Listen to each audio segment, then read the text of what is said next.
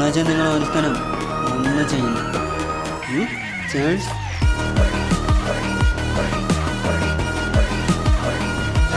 നമ്മളിവിടെ ഒരു സപ്പോർട്ട് ഉണ്ടാക്കിയെടുക്കും.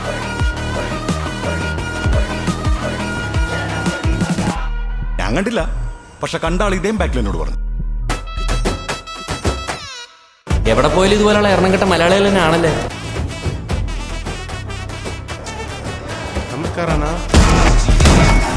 ഇന്ന് മുതൽ പുള്ളിയാണ് നമ്മുടെ ഫോക്കസ്. എടാ മോനെ, ലൈറ്റർ ഉണ്ടോ? എടാ മോനെ,